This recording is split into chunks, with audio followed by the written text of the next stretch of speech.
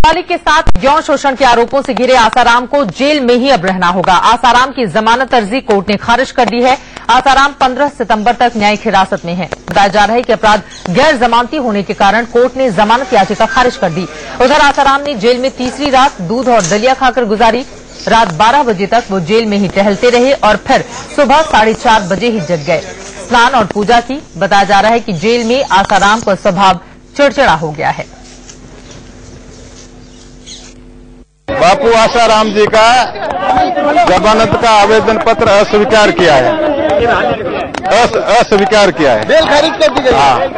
अभी आगे क्या करेंगे? अब आगे क्या करेंगे? आपका अगला कदम क्या रहेगा जगमाल जी? अभी उस ऑर्डर को देखेंगे। हाँ। और ऑर्डर को देखने के बाद ये तय करेंगे कि जमानत का आवेदन पत्र उच्च न्यायालय में कब पेश करना है। तो अगले 10 दिनों तक जेल के अंदर ही आसाराम को रहना होगा, क्योंकि जो जमानत की अर्जी दाखिल की गई थी आसाराम के वकीलों की ओर से कोर्ट ने उसे खारिज कर दिया है। और इस बारे में ज्यादा जानकारी के साथ जोधपुर जेल के बाहर से हमारे संवाददाता देवेंद्र सीधी हमारे साथ जुड़ चुके हैं।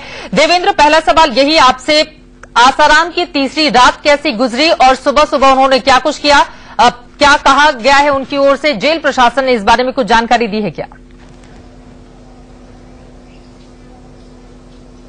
देखिए, जेल प्रशासन ने कल ऑफिशियल जानकारी दी थी और ऑफिशियल जानकारी के दौरान उन्होंने यही कहा कि 11 से 3 बजे तक वो बंद रहे हैं और उसके बाद कुछ देर के लिए इनको छोड़ा गया है। लेकिन रात जो है आसाराम के लिए तीसरी रात भी जो थी बड़ी मुश्किलों से कटी है, करवटें बदल बदल के कटी है, क्योंकि उनके कमरे से जो पलंग था उसको हटा दिया गया है। जब मीडिया में रिपोर्ट्स आई इस तरह की तो उनके कमरे से जो पलंग था उनको हटा दिया गया। उन्हें जमीन पर चटाई बिछाकर सोना पड़ा और जो एक कंबल जिसे वो ओढ़ने या सिरहाने लगाने के तौर पर इस्तेमाल करते थे उन्हीं का उसने सिरहाने के तौर पर इस्तेमाल किया। और करवटें बदलने के दौरान उसे कई बार दिक्कतें भी हुई। सुबह 4 बजे फिर उठे हैं वो और पूजा और नित्यक्रम करने के बाद अभी भी वो बैरक के अंदर टहल रहे हैं। एक और बड़ी बात, सबसे बड़ी बात कि आज क्योंकि लगातार 3 दिनों से वो जेल का खाना खा रहे हैं और जेल खाना उन्हें पच नहीं रहा है, इसी वजह से आज कोर्ट में उन्होंने कल उनके जो वकील शाम को मिलने आए थे वीके गुलाटी, उनके माध्यम से उन्होंने सूचना भिजवाई है कि घर का खाना या आश्रम का जो खाना है वो उन्हें मुहैया कराया जाए, बिस्तर जो है वो उन्हें मुहैया कराया जाए। तो उसकी एप्लीकेशंस पर आज सेशन कोर्ट में सुनवाई होगी। तकरीबन सुबह 11 बजे के आसपास ये सुनवाई हो सकती है। बिल्कुल देखना ये होगा कि आश्रम का खाना जेल के भीतर उन्हें मिल पाता है या नहीं, क्योंकि 10 दिनों तक जेल के अंदर ही उन्हें रहना है। लेकिन यहाँ पर देवेंद्र जानना चाहेंगे, आसाराम का जो एक्स कनेक्शन सामने आ रहा है, शिवा की गिरफ्तारी हो चुकी है, 3 दिनों की पुलिस रिमांड पर है और हो सकता है अहमदाबाद आज लेकर जाए, लेकिन शिल्पी कहाँ है? और जिस सीडी की बात सामने आ रही है उस सीडी में क्या कुछ है जिसकी तलाश में जोधपुर पुलिस लगी हुई है?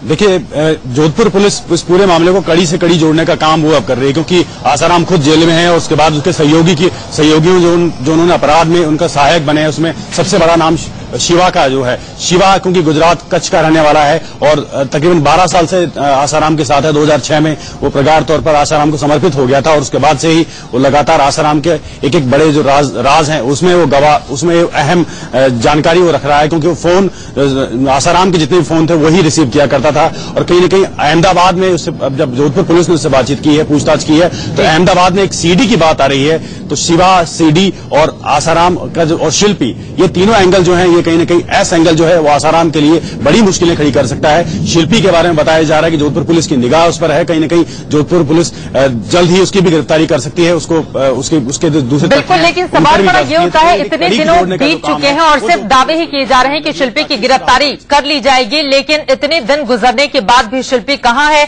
फिलहाल सिर्फ दावों में ही ये स्थिति नजर आ रही है, क्योंकि जानकारी जोधपुर पुलिस के पास भी इस वक्त मौजूद नहीं है।